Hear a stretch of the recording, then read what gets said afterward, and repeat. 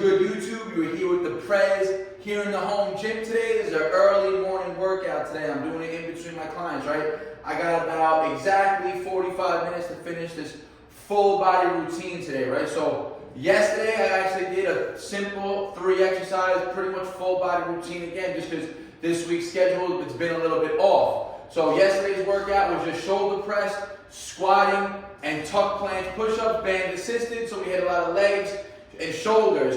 Today we're going to train a little bit more back and chest, but it's going to be again full body. Again, we're starting with trap bar deadlifts. This exercise alone can be considered a full body movement, right? If I only had 15 minutes in, I would get the most bang for my buck just doing deadlifts, right? Because the most muscles would be stimulated just with this one exercise alone, right? It's a full body engagement type exercise, even though it primarily targets the posterior chain, the back, the glutes and everything. The whole load is supported by the entire body. This whole nervous system is firing up to control that weight. And we're going to be starting this routine with a superset pull focus, where we're really focusing on building body weight pull power as well. So just watch what I do for the superset. I got 295 on the bar, and you can see I have a red band set up on the pull-up bar. So this is the first set. I already warmed up. 295. Let's get it.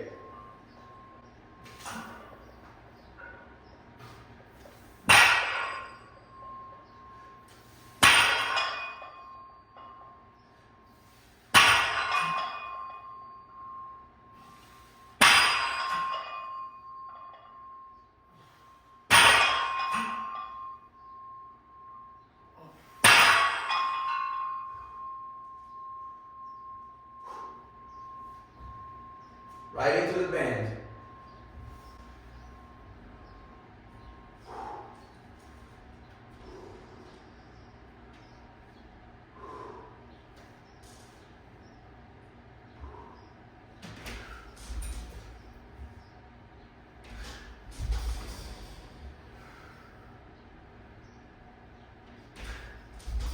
Woo!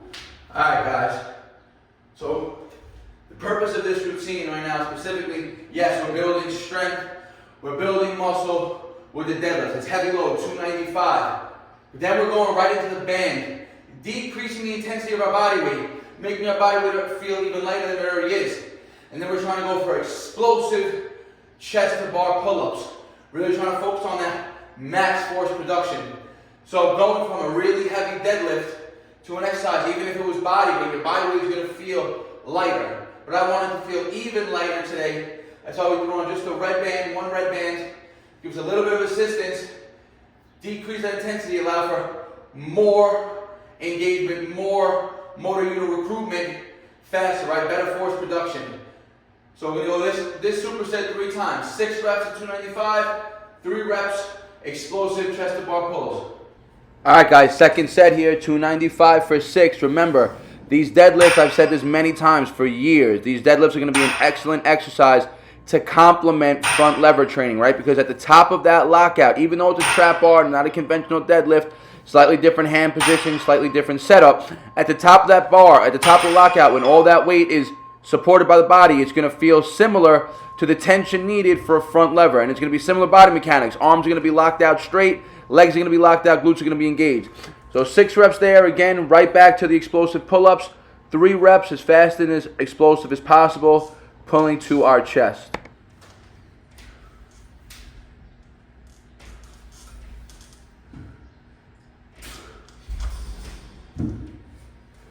Another great thing about deadlifts, and it doesn't matter if it's trap bar or conventional, it's a great, probably one of the best overall bang for your buck exercises, meaning if you are limited on time and you can only do this one exercise, your overall body, the most muscle groups are going to be engaged and targeted doing this type of movement, right? It's, again, even though it's posterior chain focused, holding that load at the top is going to stimulate every muscle in the body to be active. It's going to engage the central nervous system better than anything else, and it's going to have a good carryover to pretty much all of your absolute strength training exercises.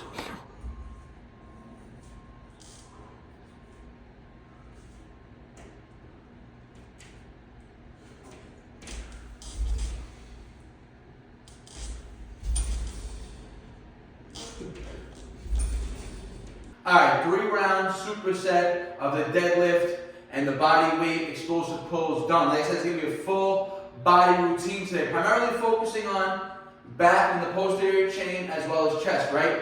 So one movement that I find has been one of the most beneficial calf building exercises, I've showed it to you in the past, are going to be these single leg, toe elevated calf raises, right? I got a 50-pound dumbbell with me.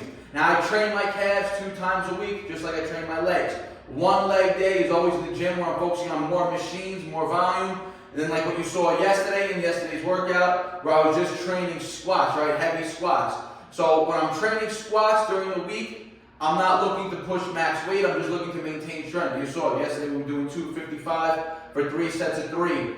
Not maxing out at all, nothing, right? Then on the Sunday when I train my legs again, it's all machine based, right? That's where I'm pushing more volume, more hypertrophy work, right? And I train calves on, I like to train them typically both days, but yesterday I didn't have time to train them, so we're gonna isolate them today. So I got a 50-pound dumbbell. I hold the weight in the same hand of the leg that I'm working. So I'm gonna do my right calf first, right? So weight stays in the right hand.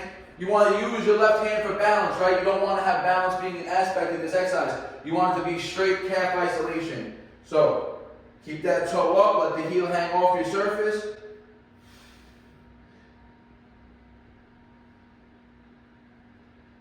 And the reason why this is one of my favorite calf building exercises is due to the mechanics of the movement, right? So hanging the heel off, keeping the toe elevated, allows for a loaded stretch, meaning when you're coming down in the eccentric, you're allowing the ankle and the heel to get into a deeper range of motion as opposed to if the floor was there, right? If the floor was there and we were doing this on the floor would stop our heel from passing our toe line. The toe line is elevated. That's why the heel can drop lower, stretching that calf deeper, and the stretch is a loaded stretch. So that 50-pound dumbbell, all that load plus the body weight is on that calf muscle in that eccentrically loaded position, allowing for a crazy loaded stretch.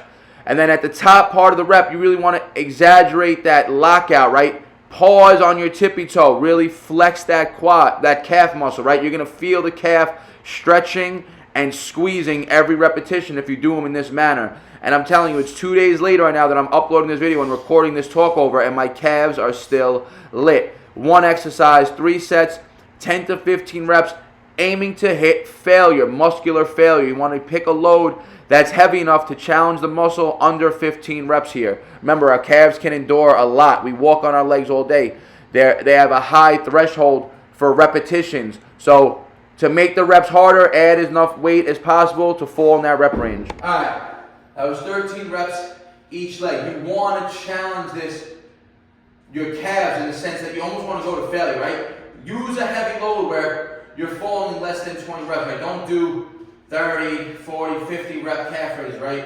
It ain't doing you shit. We walk on our legs all day. Our calves can endure a lot. They're very type 1 dominant muscle fiber base, right? You want to build them, you want to build those type 2 fibers, working more in that heavy rep range, right? I like to keep it honestly like 8 to 15. I don't like to go over 15 reps in each leg on this, right? Now, ideally, I'd like to pick a weight where 8 reps is hard. So this is 50 pounds. A few weeks ago, I was only barely hitting this for 8 to 10, failing on around 10. Now I'm hitting it for 13. So that just shows the consistent progress, getting stronger. Calf is just like every other muscle in the body. You want to build it, challenge it.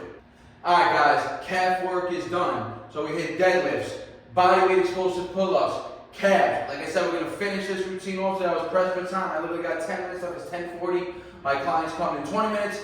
That gives me 10 minutes to finish, drink my post-workout shake, and chill out. So I'm going to finish off the routine today, superset style. Again, I got a 50-pound kettlebell. We're going to be going for max reps, weighted pulls, drop the weight right onto the rings for push-ups, right? So 3-round superset, 3 times to finish the routine off.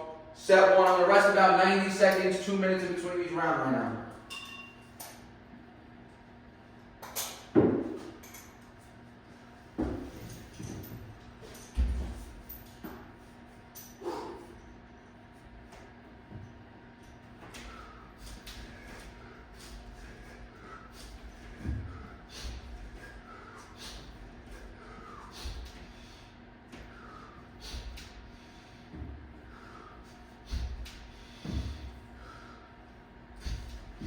Woo! Happy with that 9 right there.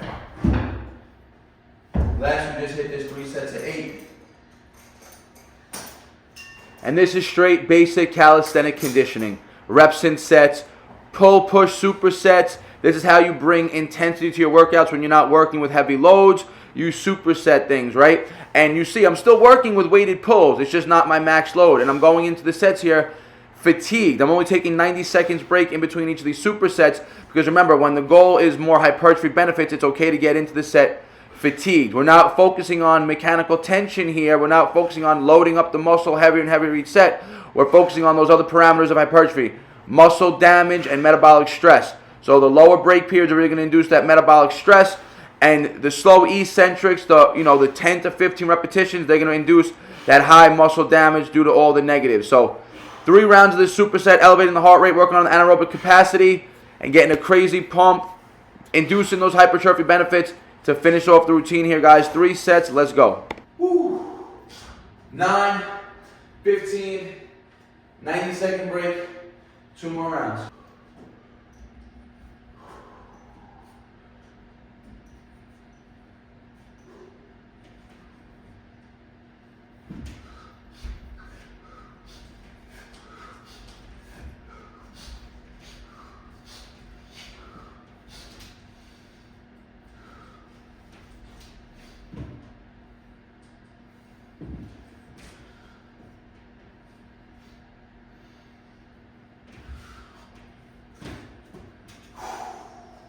Let's go. I'm taking really short breaks here. Like I said, 90 seconds. As soon as I was done with that dip bar, I was right back on these pulls. I didn't even wait the full 90 seconds. Once I had 80 seconds, I strapped back up.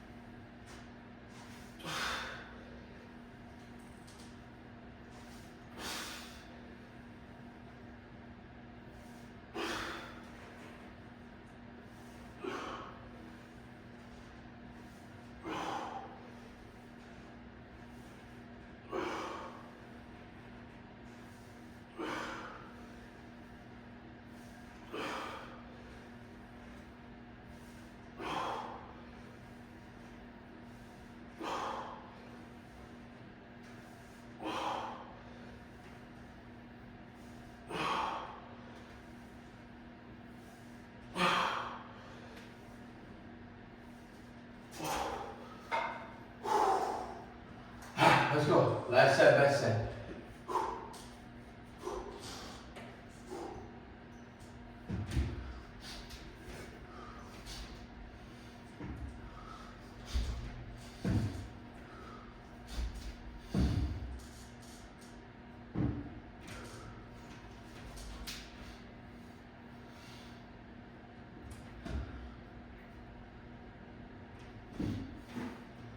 And that's failure right there on those pulls, guys. Definitely 90-second max break right there on that second set, third set.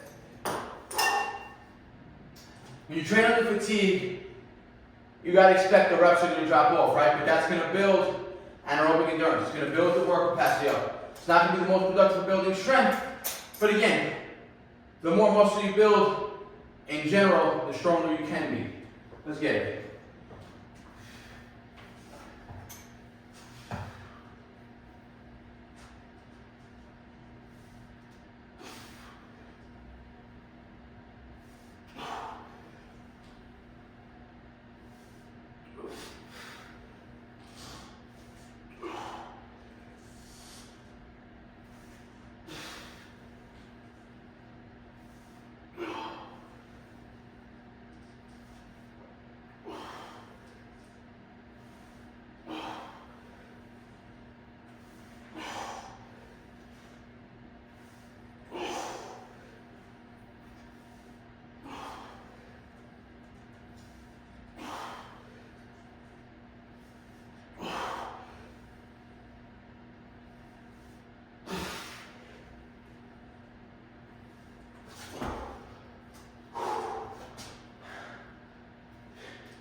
Alright, we're gonna go right back to body weight pulls.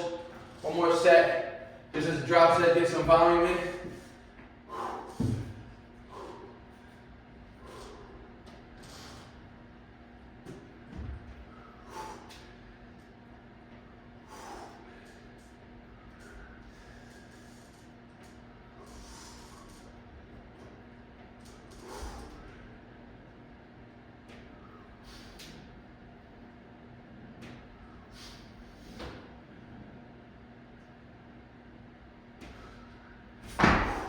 Alright guys, like I said, full body routine today.